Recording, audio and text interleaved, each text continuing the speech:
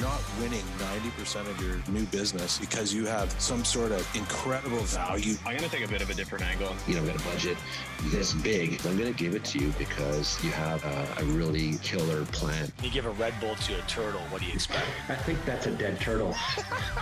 So let's move on to... E-break. Cheers. Cheers. Cheers.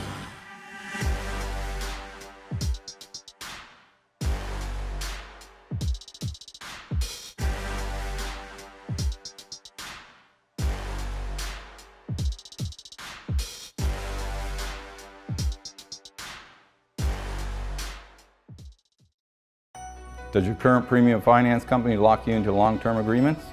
That's because they don't want you talking to us. At IFS, we win your business the good old-fashioned way, with customer service. I know you don't always have to use a premium finance company, but when you do, you should use IFS. Cheers. Hi there, and welcome to another episode of the Digital Insurance Pint podcast. As always, I'm your host, Tom Reed. I'm joined today by my colleagues, Adam Mitchell, as CEO of Mitch Insurance. Hello.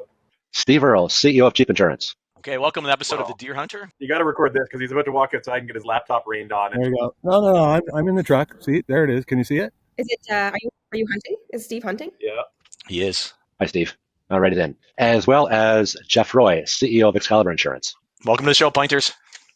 And today we are pleased to be joined by the COO of the Ontario Insurance Brokers Association, Brett Boadway. Not Broadway, Brett Boadway. Steve already made that mistake. But hey, Brett, thanks for joining us. You nailed it, Tom. Got it right. Love it. Today, we are going to be doing an episode in a little mini-series on benchmarking. Right? So benchmarking, I'm sure everybody knows what benchmarking is, but it's basically taking a pulse or health check on your business in a variety of different ways to see what things are going well, what things are not going well, and where you have opportunities for improvement or opportunities to crow about how good you're doing. So we have a series of questions, and Brett is going to be answering them from more of an industry perspective. And so Brett, you ready to get going? I'm ready. Jeff is going to do a little digging into Brett's past. I'm sure much to her chagrin, but Jeff, over to you. Okay, we're not going to go back to your days of Queens or anything like that. We're going to keep it all friendly here. And Brad, who's your favorite Canadian band or artist? Well, I have actually seen Bryan Adams in concert 8 times. So I'm going to go with a little B. Adams, good 90s love ballad. I've only seen him 4 times, so he got me beat. So Oh, he's good. Great. Now, are you an Apple or Android user? Tell our listeners. I'm an Android user, but I also defer all of my technology buys to my husband. And so he's the boss in that category. Now, what's the one app on your Android phone you can't do without, or what gets the most use? Well, my Instagram app, I must admit, LinkedIn as well. But really, we control our whole house through our phone. So that's probably why we're pretty committed to the Android model. So yeah, the Google Home app as well. When you're not running the IBAO world as the COO, what do you like to do in your spare time? Well, I have 5-year-old twin daughters. So all parents know that takes up a lot of extra time. But outside of that, I'm an avid skier, frequent host, like to plan a lot of parties, spend some time at the cottage, and probably decorate my house. Those would be the main things. Excellent. And your favorite thing about IBAO Con 2023? We just had it a couple weeks ago. What was your favorite part or parts from the event? I mean, I thought we had a really jovial crowd. Pre-pandemic, I thought that sometimes, people were kind of grumpy about their seat or their food but the last 2 years, we've benefited from very few complaints and everyone just having a great time. So I would say that was my favorite part. What is your favorite business book or podcast you like to listen to right now, or anything you could recommend to our listeners? Well, I listen to The Daily and The Decibel every day, which is like a daily 30-minute newsreel. So those aren't necessarily business specific, but I do think that kind of the deep dives on the news issues of the day would be a pretty good way to keep a pulse on what's going on.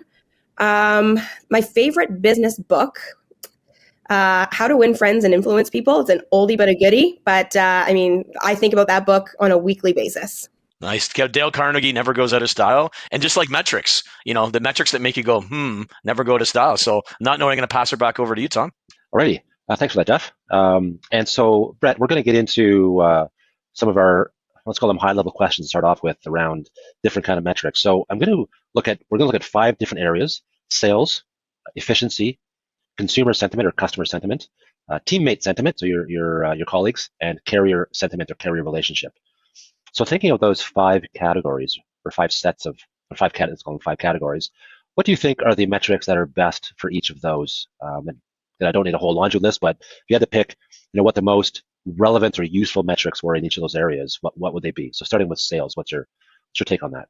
Yeah, so I'm going to answer that based on what I hear from the membership. So I think in terms of sales, I think your customer retention rate is huge, as well as your new business growth year over year. So those two side by side, I think, tell a really interesting story about your sales strategies. Okay, good. And I'm glad you pointed out retention, because when people think about sales, most people think, or a lot of people think about new business, right? The retention, insurance is an interesting business in that you have to resell your customer literally every year.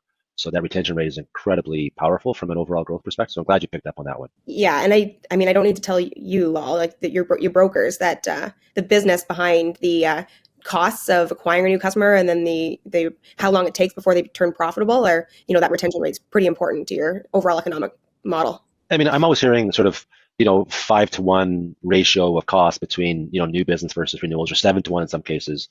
What do you guys see from your perspective? Are those numbers right? Is it sort of a 5-to-1, 7-to-1 kind of ratio? I would take 5-to-1, 7-to-1 all day long. Like if I can spend $1 and make $1 and break even, I'm actually quite happy because of the retention, right? Some of our programs are 1-to-1. Some of them are 5 to 6-to-1. It really ranges on the cost per lead and close ratios, and those fluctuate based on markets. Adam, what do you think? I would accuse that it costs roughly 0.5 times the revenue to maintain the relationship and keep the thing going in service, versus we're going to spend 2 times revenue to produce new clients at scale. You can get it smaller, but not at scale where you're trying to multiply it. So that's a 4-to-1 ratio in that case. Yeah. So yeah, close. You need to know what your cost of acquisition first. Yeah, good point. Okay, so you're adding another metric. So Brett talked about new business growth, retention rate. You're adding cost of acquisition as another metric in that sales category. Okay. If I look at Adam or Jeff, is there any other key metrics you would throw out there from a sales perspective? I would just put in obviously time to contact a lead, like response time. And it gets very hard to track. A lot of people's CRM, or they don't have one. They don't know the source of lead to where it came from. But response time, I also look at contact ratio. If we get 100 leads in, are we contacting 70, 80%? We have a little different model than Adam, that we have people doing rates. The rate comes into our CRM, and then our people will get on the phone as quickly as possible during business hours and respond to that. But a lot of people are playing around. They're not serious about getting a quote. They don't want to talk to somebody. So we are seeing a 70%, probably average in contact ratio. And of those offering a quote, how many people do you offer a quote to? We have a percentage on that. So those are key points for us, because if somebody's not performing correctly, we can actually coach them and find out where they've broken down. I could add a couple others. I mean, in terms of your split, personal lines versus commercial lines, probably good to know that as well, so you can make some future growth strategies depending on your strategy overall. But also, just like the efficiencies of your staff. I mean, how many policies are they able to manage at a time, so that they can either add more, do you need to staff up, that type of thing.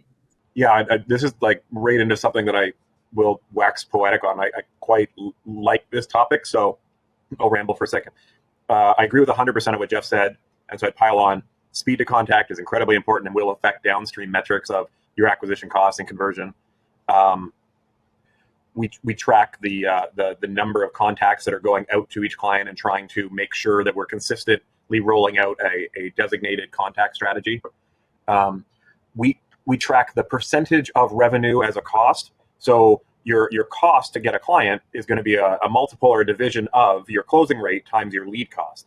So you can spend $800 on a lead if you close 150% of it, because you're getting multiple lines of business consistently every single time. Or inversely, if you close 1% and you have a huge amount of processing costs, you want to only be spending $8 on that same number, and you'll get the same acquisition cost, across those. So then you want to divide that thing by the amount of revenue you're getting. So writing a piece of business in the city versus writing it out where Steve is hunting right now is going to be totally different revenue streams. Writing in different age banding is going to be totally different levels of retention.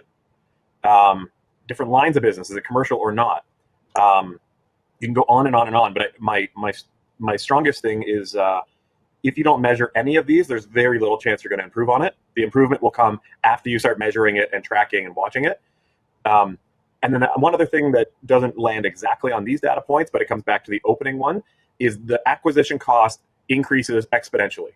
So as you try and grab more and more market share in these pretty finite auctions of Google and social and whatnot, if you try and grab 50 or 80% of market share, be prepared to spend twice the cost as if you were just to dabble in for 5%, which you could pick up in your area pretty inexpensively.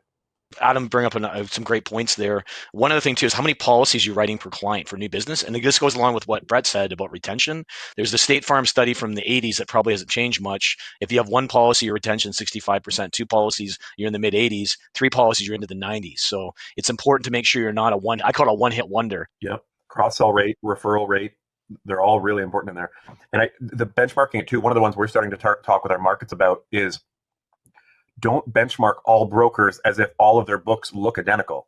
Where if Jeff has an average age of a client of 55 and Steve has an average age of a client of 35, those are going to have different frequencies, different cross-sell rates, different claim severities, as they're all in totally different earning points of their life. So just to be clear, like efficiency, there's efficiency and there's effectiveness, right? So I'm in this scenario, we're only talking about efficiency, which is typically cost efficiency, right? How much does it cost you in a policy, or how many staff do you have, that kind of thing. So Brett, from your perspective, what are the metrics that you guys are seeing people look at, or that you look at, that we would lump under the efficiency headline? So definitely the number of policies that each broker is accountable for within their office. Sales cycle time would be a good one. But if I could just add an interesting anecdote for you, the IBAO has asked for sales cycle time on all 3 years of our surveys, and we've never published the data because there's the variance and the answers we get are all over the map that we cannot even guarantee that they're statistically viable. So that's just an interesting anecdote for you about what the broker channel is dealing with right now. And then another one that we already said was just the number of touch points per client, either during the sales process or throughout the year. So those would be my suggestions there. Okay. So speaking of customers, let's move into customer sentiment. How do you measure how happy your customers are, Brett? So yeah, I'm coming at this from an industry perspective, and from the IBO's perspective, we're looking at things like what are people's views on brokers in general? How do they compare to the other distribution channels? Do consumers truly understand the value proposition that aligns with the broker brand or the broker distribution model? So that would be where we would come at this one. Maybe I'll throw it out to Jeff, Steve, and Adam. Like, how do you guys measure? I mean, there's an obvious one with your retention rate, right? If you're bad retention rate, your customers are probably not happy with you for some reason. How else, guys, throw it out there, how else do you measure? That's a pretty broad brush. How else do you measure customer sentiment? We use NPS is probably our biggest driver. So Net Promoter Score, a scale of 0 to 10, the single question of how likely are you to promote the business or refer the business. I find retention can get really clouded with a lot of other data points where you ride motorcycles, for example, and they're leaving or canceling the policy. All of our systems will tell you that is a cancellation and they're gone. They're not actually upset at your service or thing. The bike is parked and bike's in the garage. Right. Yeah. So you get little things like that, or, going away to school or whatnot. And so the noise, but if you just purely ask, how likely are you to do it?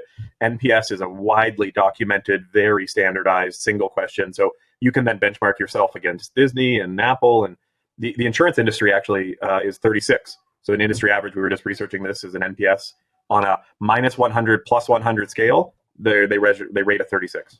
I'm absolutely shocked the insurance industry got a 36 because that's actually a half decent number. It's okay. Yeah. The Net Promoter Score is kind of becoming, I would suggest, a bit old school. It's a lagging indicator. And this is where, as Wayne Gretzky said, the puck's going. It's not really in Canada yet. There's a company called Donna from Ario Analytics, Arias Analytics out of the States, and they do a centimeter score. So they take your emails, all your phone calls, all the activities in your BMS, AMS, and they augment that with data, and they come up with a score from 0 to 100 if somebody's going to turn.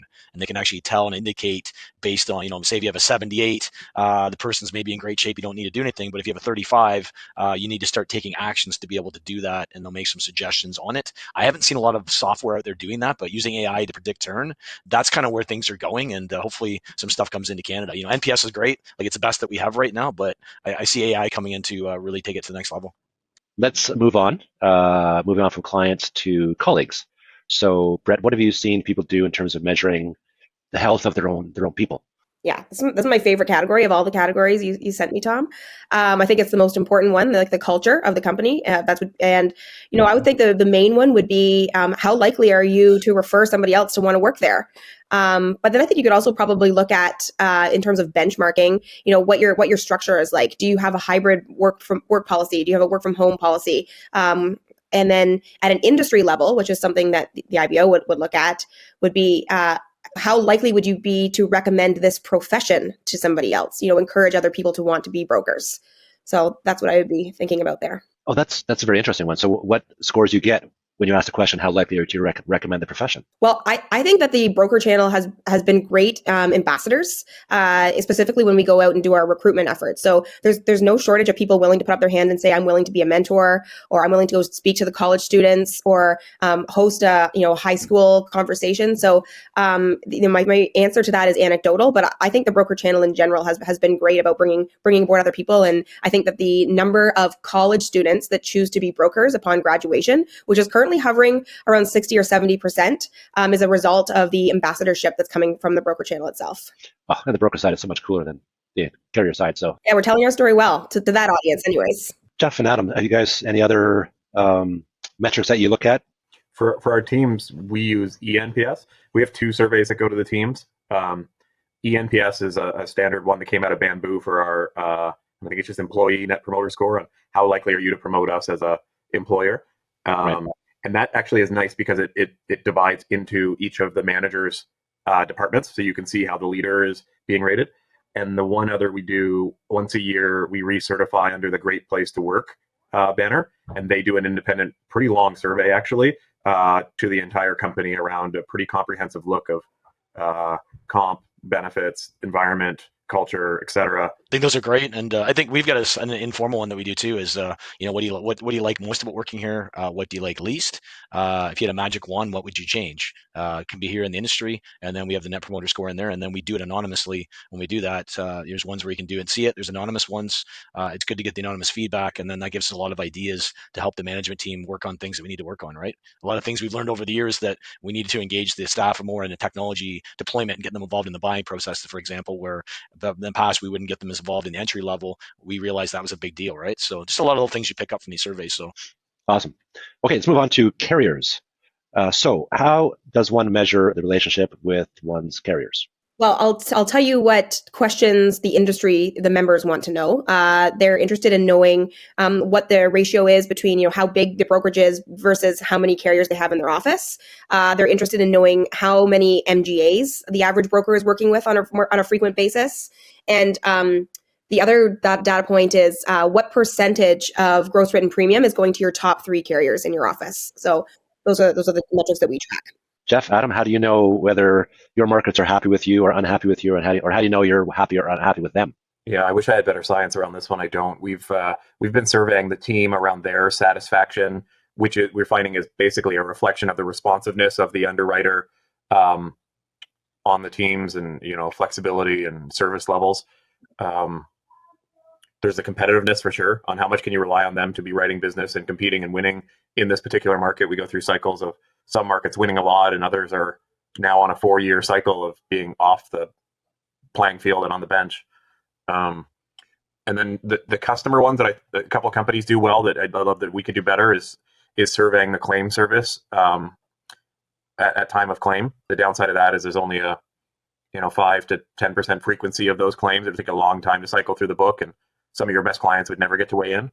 I've always wanted to rate on the rate stability of the company, so their long-term ability to hold the rate stable and or down, as opposed to knee-jerking the book and underwriting up, down, and sideways. That's a good one. I like that one. We were talking the other day. I seem to recall one of you guys, I can't remember with Adam, whether it was you or Jeff, was doing some thinking around the cost of transactions with various carriers. Am I making that up? Or no, I was talking about that at IBAC, but first of all, we're trying to get our phone carrier. We work with Jazz right now, communications, and we're trying to be able to track our phone calls to the carrier and transcribe them, analyze the phone calls, and see how often we're calling people, how much time we're on hold, and what it costs per transaction. So I think if we had those metrics in Canada, that would be eye-opening for certain carriers that are struggling, and you can actually show the cost of what their current service model is costing us, and by area of whether it's in claims area. I would suggest certain carriers for claims, especially during COVID, the cost per transaction was very high. I find find for my carriers, the big ones are obviously, am I growing with them? My account managers coming out with having value in their conversations. You can tell by the account managers dealing with their account executives how often they try and help you and work with you and educate you versus just mailing numbers out or emailing. That's a big, indicator of your relationship. Now, some of them are doing it to check a box. Other ones that legitimately care and want to help you. I've noticed a big ratcheting up in the last little while of what the account executives do as the number of them shrink and the model shifts a bit, right? So here's one way to measure it that we don't have it in our hand, but is an easy measure. If you can take the output of total time from your phone system to the company numbers, divide it by the total premium you have with that company, you'll get a ratio that shows the total amount of time needed to be on the phone with economical, for example, divided by their book size and related to all the other ones. We're nearly there. The data is sitting there and isn't terribly hard to comb through, but we don't have it in our hand just yet. What was that stat again? Say that again, Adam. Take the total hours, minutes, seconds placed with a phone call to Intact out of your company, divide that quantity of minutes spent by the premium you have with that company, and do the same math with all your companies, and you'll get the total phone service cost load for having to deal with that company.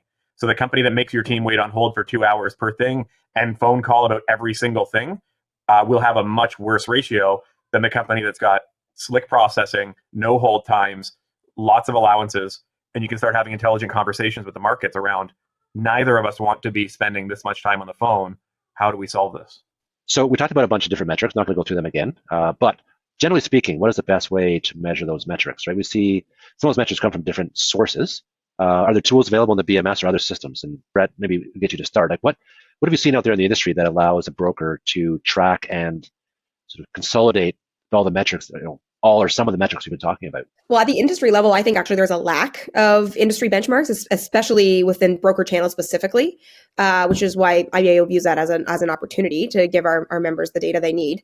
At the brokerage level, certainly the BMS is one source, but I mean, you've got Jeff and Adam sitting right here, two of the best that I know of that are good at tracking their benchmarks at the brokerage level. So, but what I would say is that I think you need a combination of two things. You need the people with the expertise to analyze the data, and then it's often a different group of people that can apply the context to the data. So using Adam's example earlier on, talking about retention rate, like, yeah, you can have a statistician bring out the retention rate, but you need somebody to look at that in a little more detail and say, well, what is actually going on here and how is that really impacting our business? And is it good or is it bad? And that's something we see all the time collecting industry data at the IBAO. You really need someone that knows the market, that's able to look at it a little bit more discerning and can say, yeah, we're not publishing that, or that's just wrong. We're not doing that. So that would be my feedback. Brett, we currently at Excalibur don't have our own data lake. There is a data lake at CBN level, but it's more bigger picture type stuff. I know a few brokers with Epic are building their own data lake where they're taking all this stuff from Epic, dumping it in there. They eventually will take their phone calls, they'll take stuff from CRM, and they're going to try and put it all together. And that's kind of where it's going, where you can put all your data, structured data and unstructured. When I say structured, I'm talking about your BMS field. Everybody enters the field and information the same way. Then you've got your emails and your phone calls, which are unstructured. It's about getting all that information in there and comparing it with other brokers or aggregating it to see how you compare, to benchmark stuff. And that's where, again, I talk about where the puck's going. We need to say, hey, my team's handling this many policies, Adam's handling this many policies. Wow, there's a big difference. We need to take action because right now our benchmarks and stuff weren't there. And if you have a data lake and enough volume in there, you can actually have real-time information on employee productivity and efficiency, how your markets are doing. So that's kind of where it's going. But unfortunately, we're not there yet. I'm using hodgepodging a bunch of stuff together because I can't easily put it into one spot. Adam, I think you're more advanced and you're with your team. Have you been able to pull your stuff together, or how's that going with you? Yeah, you can totally die in the analysis paralysis. I'd actually really encourage simplifying it, is that don't try and eat the entire elephant. Like, just take one bite at a time and very little steps. And a lot of it is sitting way closer than you think. And you can get to really useful stuff, just a little elbow grease. Like, it would surprise a lot of people that we're on Power Broker, as a progressive digital broker, blah, blah, blah. Well, it's an open database. It lets us pull whatever report we want, and it's not under lock and key. We can have it, we hold it. So yeah, we've gone into some advanced territories. We ended up building software to get quick access to it. But long before that, we were just licensing a very simple little program and getting the data out that we wanted to see. So we've layered it into Power BI, and we've taken the Power Broker database and made it a SQL database so that we could query it and build things on top. But I think the very high level things, as you start to manage and benchmark yourself against your peers, we're using it. We have a big section, half the company or more is using the IBAO benchmark and Smythe and a couple others to try and beat the median. And my challenge to the team is just exist in the forward half of the bell curve, and we're doing great. This is a well thought over industry with a lot of well run businesses. So if you can live in the top half of that, that's a great business. And again, you've done a great job building real time dashboards too, Adam, which I think are great, right? Like people can look where they're at quickly. They're cool, but you don't need them. Like honestly, like they can almost cause more damage than they can do good. Like there's a lot of our managers now insisting that their managers fill out the reports by hand. Because what you can also do is when you automate the entire thing and you get this Starship Enterprise dashboard coming at you, you notice nothing. So now we're trying to go backwards into saying, okay, what are the 4 leading metrics that actually matter? And only 4. Because if I'm trying to look at more than 4 dashboards, I'm going to go off. And if I fully automate them, I can't be sure that you understood it. But if you have to write down the number of sales or calls you make as a salesperson every week, you can't not know it. You had to write it down in your spreadsheet. That's actually genius, and actually segues very nicely into one of our next questions, which is if you could only track a handful of metrics, which are the ones that are the most powerful? Yeah. Well, actually, the one that everybody is most excited about, I haven't even said yet, and that's the compensation benchmarks, specifically for the broker channel, because that I think that's the only place that it exists right now in Ontario. But then I would say the other 2 that were popular right out of the gate were growth and retention rates for brokerages. I think oftentimes it's anecdotal or based on rumors or, barroom bragging or whatever. But I think that actually having some empirical evidence in a reputable study is popular. Jeff, if you could only pick 3 or 4 metrics to look at and talk to your team about and so on, what would they be? Well, obviously you have to look at, 20,000 foot, your growth, and obviously your retention of your brokerage. And then if you break it down for the sales, how many leads, what's your response time? How many did you get in contact with? How many quotes did you offer? How many sales? That's it right there in a nutshell. On our account managers, how many files are you looking after? How many protection reviews did you get done last month of the renewals? And how many cross sells, upsells have you done in sales? Those are big ones. And I add in for both of those, getting referrals and testimonials. Okay. So I said 3 or 4. I think I counted about 9 that you gave me back. That's a Jeff 1 or 2. Like that's when you do the translation rate. It's Oh, that's right. If you layer that in, like my sales number I just talked about, my account managers and my sales team control those by those 4 or 5 metrics each, and they also, basically control the retention rate by those, right? So that's why I would suggest if you nailed it down, those 8 or 9 metrics, if you focus on those in your brokerage and how can you improve those? What can I do to improve those? Ask yourself the questions. That's going to drive better EBITDA, better top line, better retention. The piece I have of I can't pick a metric until you tell me what we're trying to accomplish. And so where my brain first went to when you asked the question is I have 3 or 4 metrics per position, but we probably have 35 positions in the company. But, the person you want working on customer service, I have a few key metrics I want them to watch in particular. Their manager that's watching, 8 of them, well, that's a couple different metrics. The salesperson trying to onboard strangers, and that's a couple different ones.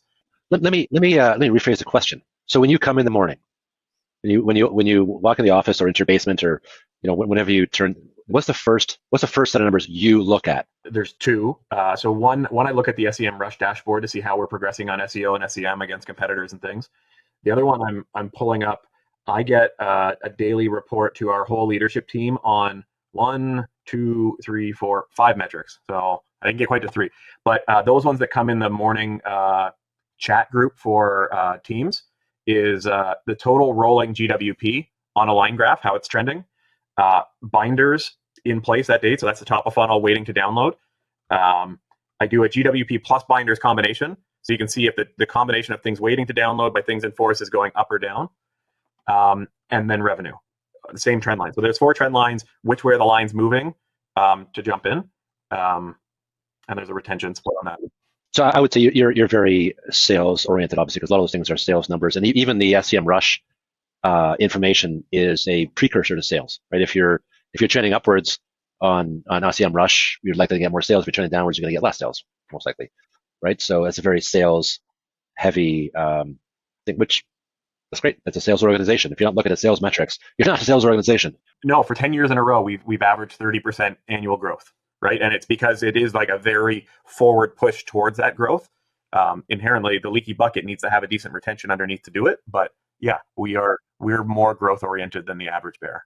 And I think when Jeff was talking, pretty sure most of his metrics are sales oriented as well. Sales and service. No, I try to split them. Sales and service are both important, right?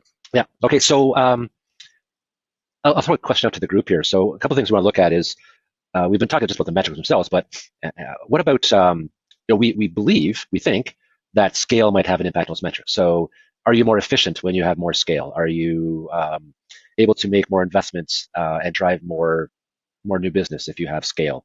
And what about specialization? So I'm going to put both those questions out there together.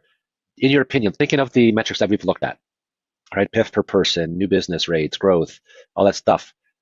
Where does scale and specialization impact or not impact some of those metrics? And Brett, I'll give you the opportunity to take a crack first.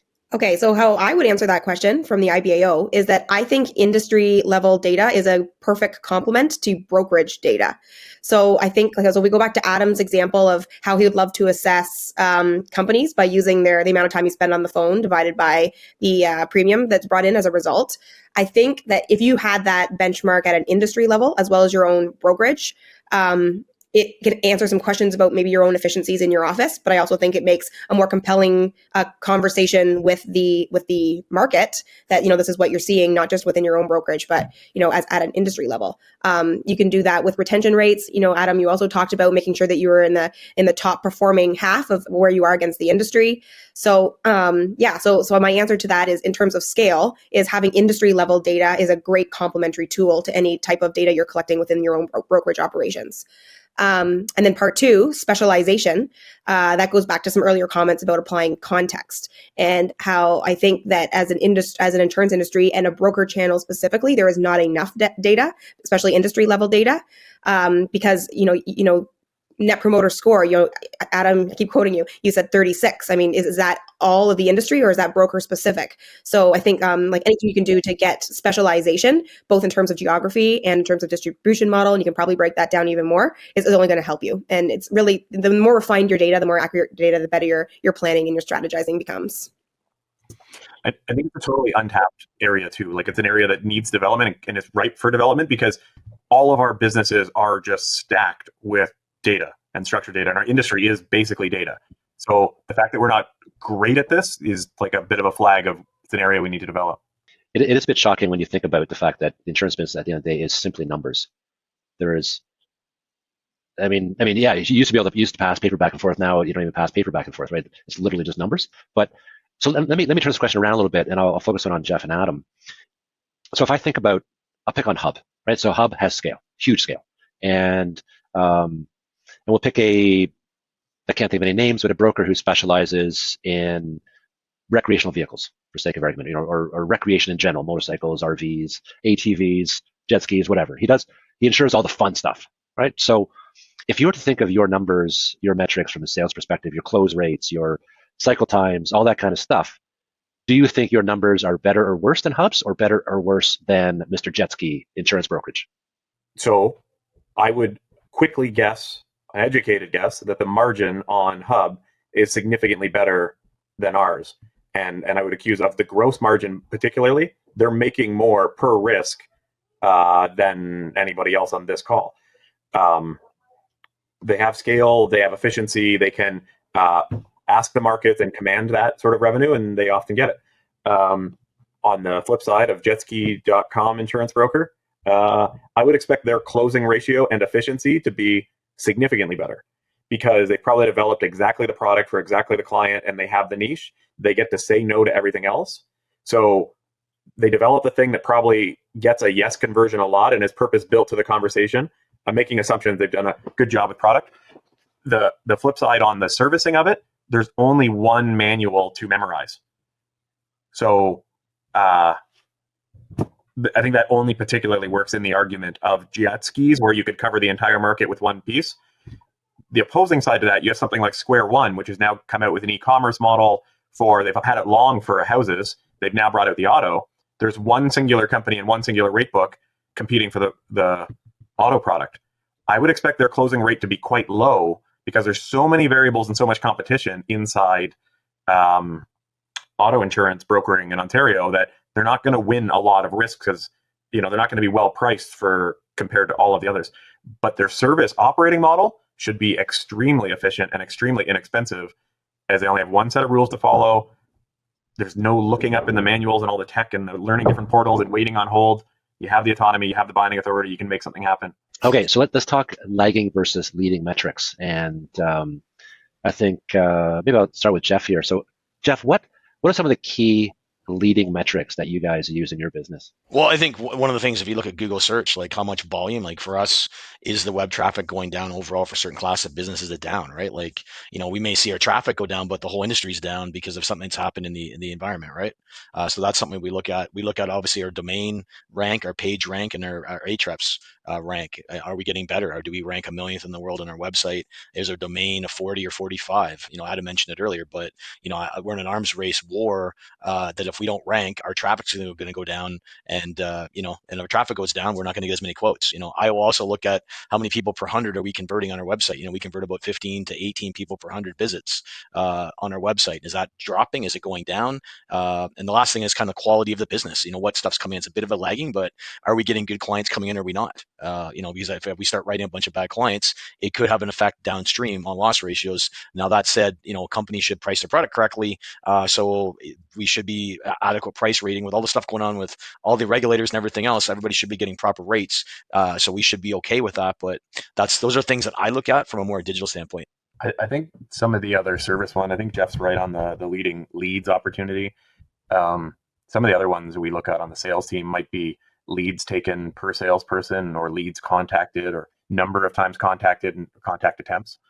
On the service side, there's the NPS score and also the phone abandonment rate, or so the number of people served, how quickly we're serving.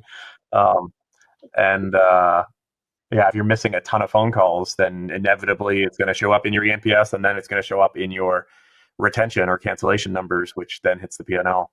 So those are some of ours. So it kind of ties back to the team sentiment piece that we were talking about earlier.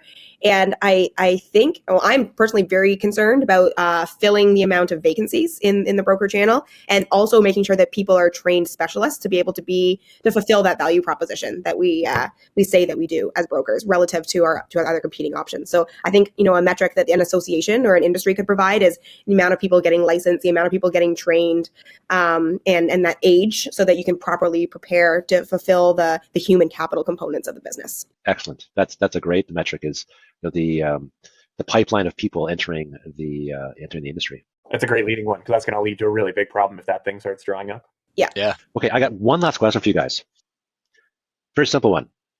You got a bunch of metrics in front of you. You got your Star Trek dashboard, and in Adam's case, how do you know what's a good number? I call Adam and say, "Hey, what's your number?" He goes, "It's like this," and he goes, "My number is this," and we're like, "Well, your number's better than mine. What are you doing?" And honestly, there's a lot of masterminds, a lot of groups. I'm in 4 or 5 mastermind groups.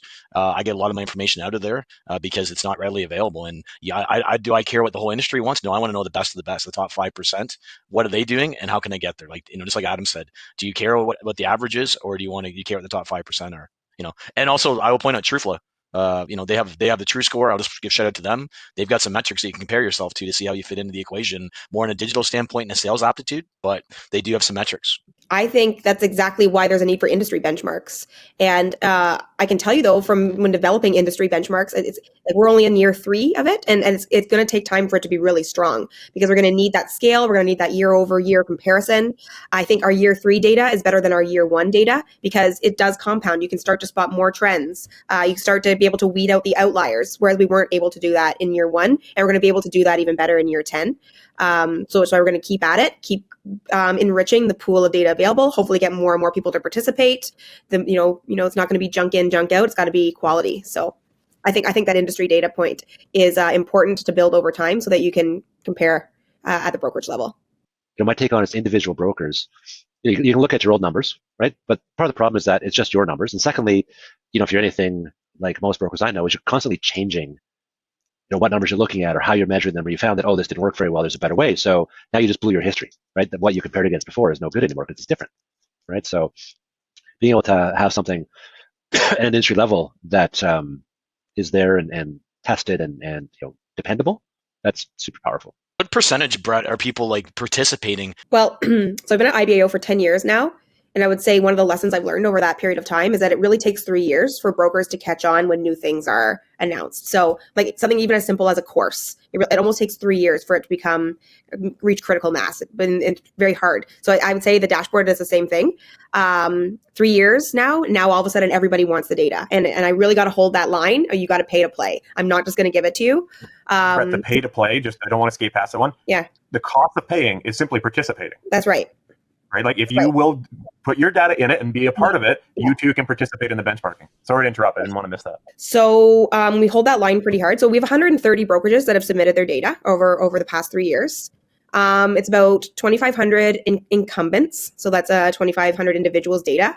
But since we launched round 3 this October, I've had 30 brokerages, and a lot of them large multinational, multi-provincial brokerages reach out and say, hey, we want this. So what we're doing is we're allowing people to submit their data, even though it's already been published, in exchange for access. And then we would use that in the following year's survey. So it's growing in popularity. But yeah, that's the numbers: 130 brokerages, 2,500 incumbents on the compensation side. But it needs to be bigger. And it probably needs to go Canada-wide, not just Ontario. No, 2,500, when you say incumbents, that's actual brokers, right? Yeah, individuals. To make it comparable, you get 2,500 people, right? People? Right, so how many people have licenses, broker licenses in Ontario? I will say 14,000 licensed brokers are members of IBAO. So you got about a fifth. Yeah. Okay, so basically, if we want to wrap this up, I think what we're saying is the best way to compare this is to get industry level or provincial level, in this case, data to compare yourself against, because you'll have enough of a spectrum of inputs to be able to have really valuable data. And then you can do what Adam does, which is make sure you're staying ahead of the wave. And if you're in Jeff's case, you're looking for that top 5% to try to match and beat. Fair statement? Yeah, I think the one other piece to your question of like, how do you know your data is good? You either try and invent it all on your own in this lonely reinvent the wheel sort of way, or you benchmark.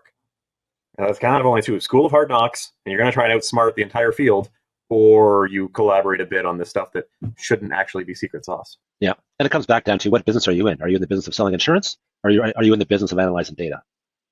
Right. I'd argue that if you're really, really big, if you're a hub, you can afford to hire some data scientists and do it on your own. Sure. If you're the vast majority of brokers, it's probably better to rely on a third party who's going to tell you, here's what the rest of the industry is doing. Are you better or worse than them? Where, then you can figure out where your weaknesses and strengths are. Focus on the strengths. So big shout out to IFS Premium Finance, our sponsor. And Brett, I'm going to give you the last word here. Is there something that you want the listeners of this podcast to do? Yeah, sure. So IBAO's whole goal is to make the brokers of Ontario better, help them be better leaders. I think we've covered a lot of ground here today to talk about how data and benchmarks would help in that ambition. For the brokers that have not participated in the benchmarking study, it's not too late to do so. You can simply contact me. I'm going to make you fill out a spreadsheet. You don't submit your data back to me. I never see what you pay your staff. It goes to a third party. So it's all confidential. And in exchange, I'll give you access to the 2023 dashboard so you can see how you stack up. And if you are an insurance company person listening to this podcast, maybe encourage your brokers to participate as well. The more data we have, the better the data is, and the better your brokers will be. So thanks so much for all of you for inviting me today. I was thrilled to chat with you.